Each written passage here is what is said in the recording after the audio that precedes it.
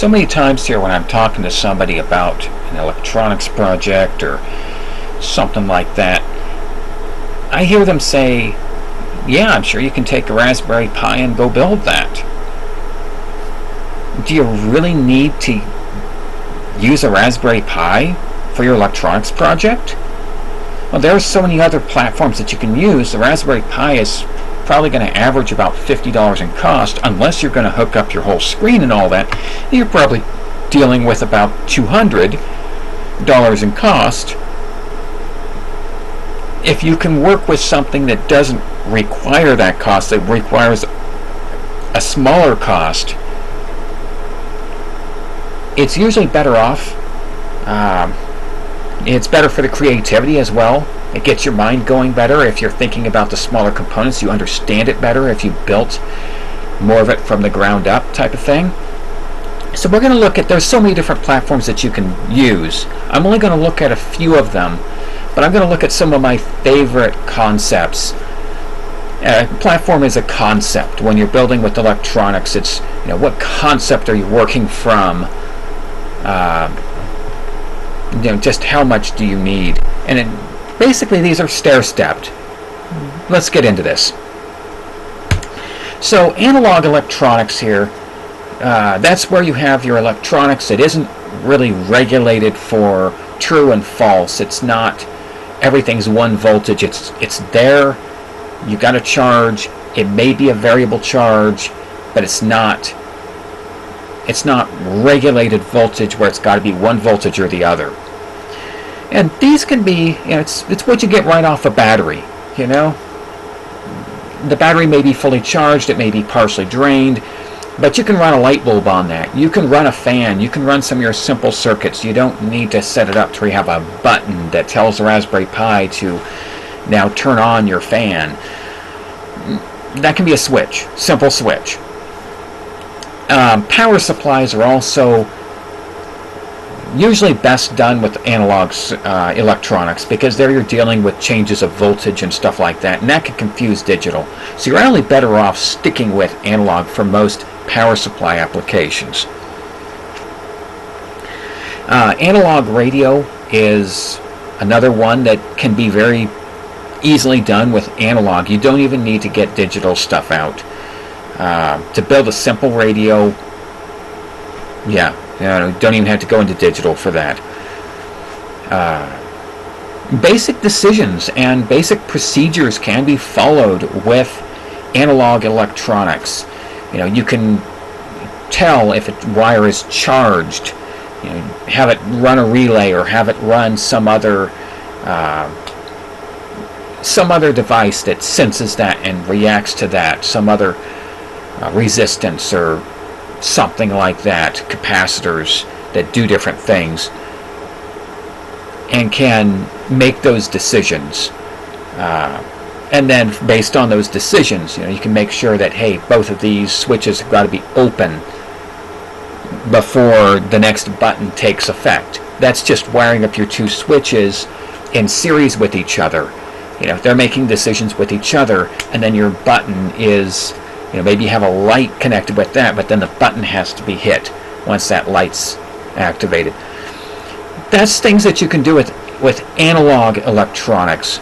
Now once you get into digital, once you start regulating that, then you've got a lot better access to timing. You have some timing over there on analog, but it's a lot easier once you get into digital. You can get on into counting, carrying over to additional counters, dealing with your gates, your nots, your ors, your ands, really starting to make compound decisions much more efficiently than what you would be able to do with your analog. And this will do, there's so many projects that are, basic electronics, With your analog, you can run a basic thermostat. They've been done analog for many, many years. When you get into digital, that thermostat can then be,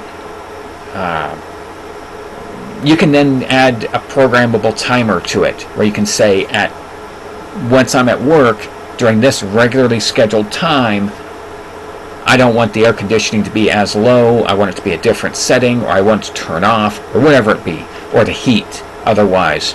But you can change that with the digital much more efficiently than you can the analog to program it like that.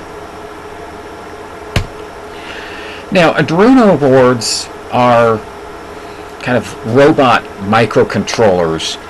They don't really run an operating system. So this deals with a lot of, it's not just Arduino, this really deals with a lot of your basic microcontrollers. And they can do, a lot of them can even do computer communications. They can talk over serial ports, USB, or even a lot of times they can get internet hats to be able to contact over your Cat5 connections, over your Ethernet, to talk on your LANs. Now, are they going to be able to run multiple things at once? A lot of those are procedural, but they can do long and detailed procedures, and you can flash that thing and reprogram it easier than you can rebuild a digital electronic circuit. So when you're dealing with this, in this case of our thermostat, what can we get more with an Arduino on this? You could have it to where you could access it through the internet, where you're it's able to check with some other machine to tell which mode it's supposed to be in. You know, maybe you have it set up to where when you come in, you log into your computer, that automatically tells, it can then contact your computer because you've started up your computer, and now it's going to change your air automatically. It's going to turn on your air conditioning, turn on your heat, whatever that be. That would be an example of something that you could do further with the Arduino that you would have a much harder time with the digital electronics. But keep in mind too, digital electronics is what makes Arduino and all the other platforms after it happen. Just like analog is what digital was based on. We just regulated the analog. Here we have a specific platform that is running that digital electronics. And with Raspberry Pi, now we have a digital electronic board that's a microcontroller that runs an operating system with a Raspberry Pi. So these are your advanced microcontrollers. They can do your multitasking, multi-threaded applications. They can run whole programs in there. And dynamic reprogramming, you can set it up to where it can really reprogram itself. You can have it to where it downloads a new program from a server that you have and replaces the existing programming. You know, in the case of what we do with our thermostat, in that case, we can have a much more complex program on it, even one that gets updates. It can update itself. It can contact your, you know, maybe that PC that you started up to turn on your air conditioning or your heat in your house. Now you've got a system that can also check a file on that computer and say, do I have an updated copy? Oh great, I'm going to overwrite all my other programming and restart. You would have that opportunity to do that more with a Raspberry Pi. But if you don't need all this Raspberry Pi functionality, if you're fine with just a dial, then go to analog. It works. Analog still works. It's not obsolete. It's just useful for a lot more simple stuff. The more complex stuff is what you need Raspberry Pis for and all that other stuff. And once you go on a little bit further, you know, if you really needed high-end computing power, then you can start talking to other things, you know, server clusters and mainframes and whatever else. You might interface with those with a Arduino or a Raspberry, but you can really get strong with this stuff as well. So there's all kinds of different platforms.